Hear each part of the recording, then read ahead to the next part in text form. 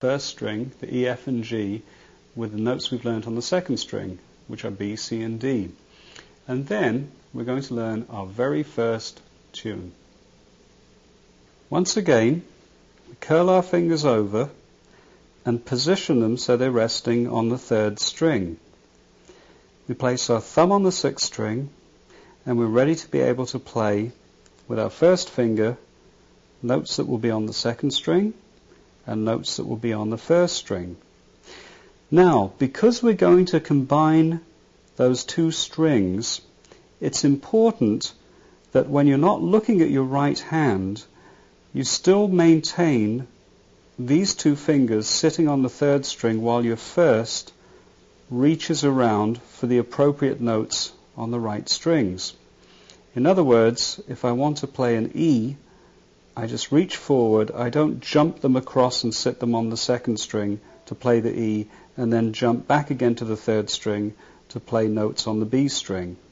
So just keep them situated or placed on the third string, and when it's time, reach your finger forward to play the B, and if you need to play the E or any other note on the first string, just reach as far forward as you can comfortably and simply bring it back. Now the problem is when you're not looking at the right hand, which is what I'm encouraging you to do, you try and feel where these strings are with your first finger without having to swivel your head and look at where you're going. So for example, if you're playing notes on the second string, like this, let's say it was a B, and we have to play an E, simply bring it forward and draw it back, and you should at some point make contact with the E. So you may want to try that to begin with. Just simply set your fingers up, thumb here, turn your head away, and try playing these notes. You can call them out to yourself, like say a couple of B's and a couple of E's, and then back to the B string again for a couple more plays. And see if you can do that okay without looking first. Okay, let's take a look now at the left hand. Now, our right hand is all set up.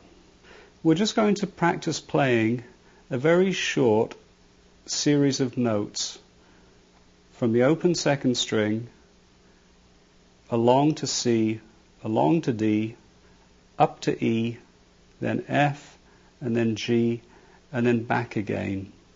Usually notes that are played one after another, stepwise in a series of notes alphabetically, are referred to as a scale. This is a little short scale, but I will play it to you first.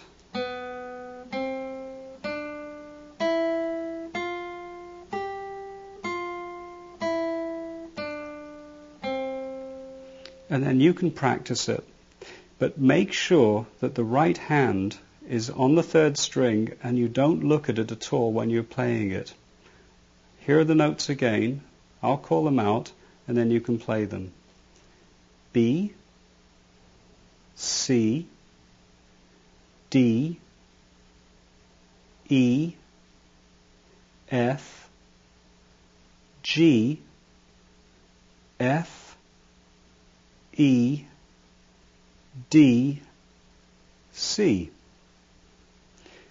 Now, what we're going to do is we're going to look at a few problems that might occur when switching between strings. One of the main problems is when you go from D to open E, if you don't lift your finger off that's pressing down at D, while you're hitting the E, you often get a blurring together of the two notes, which isn't always desirable in terms of how it sounds. So you may want to go like this, once again using that short scale of notes.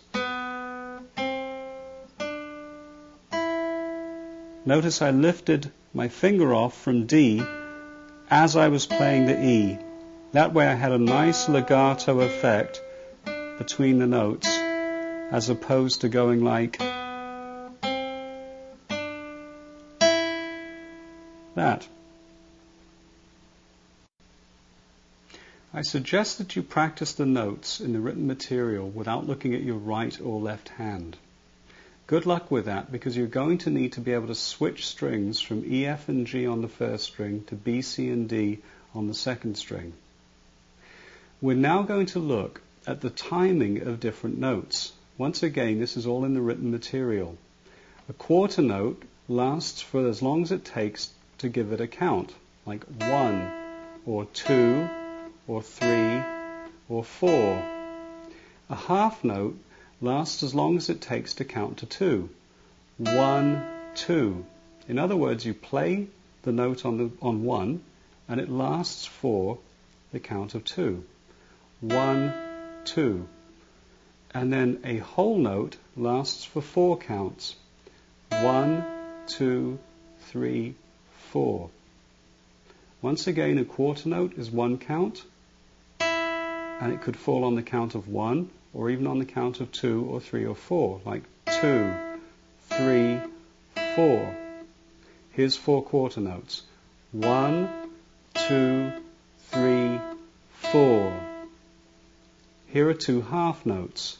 1, 2, 3, 4. And finally, here is a whole note. 1, 2, 3, 4. Well, we're ready now to learn our first little tune. It's going to be Jingle Bells. And I'm going to play it to you, but I'm going to count out the timing of the notes as you look at the written material, so it makes complete sense which notes are held for the length of time of a quarter note or a half note or a whole note. Here we go.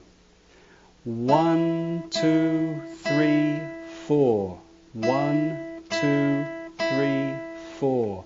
1, 2, 3, 4. 1, 2, 3, 4. 1, 2, 3, 4.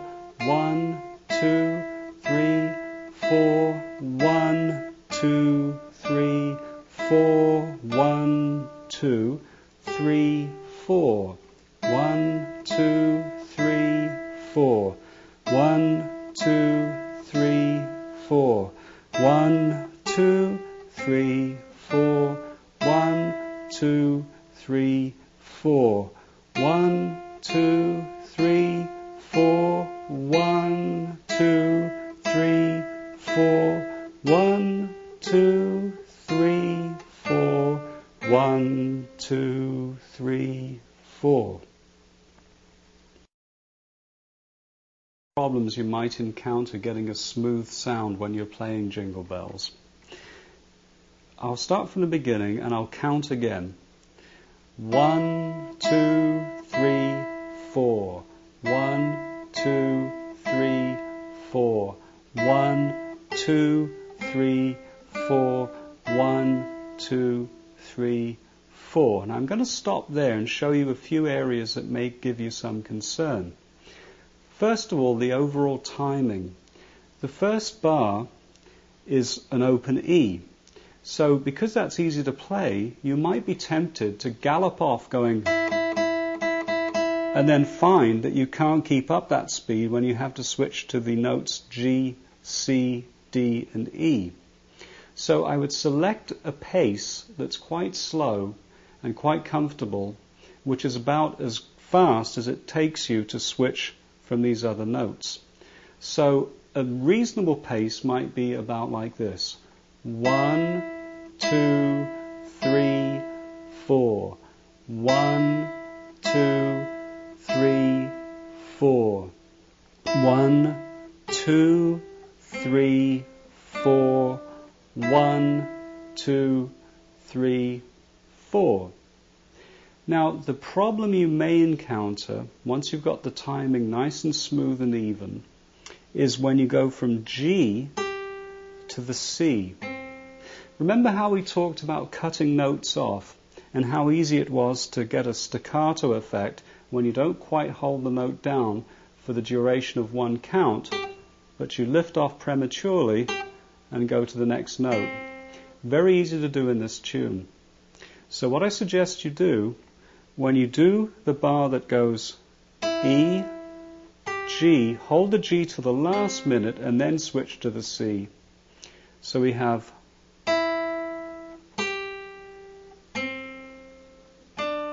and then lift off from D when you play the E so that you don't blur the notes together like that. The right hand, once again, you don't want to have your head swiveling back and forth to check that you're hitting the right notes with the right hand. So set all your fingers up on the third string. You can look just to begin with to make sure you've got everything in place, and then look away and check the notes out with the left hand, and then when you're fully competent, just look at the written material and practice reading those notes until you can work your way through the song. Good luck with that, and we'll talk soon.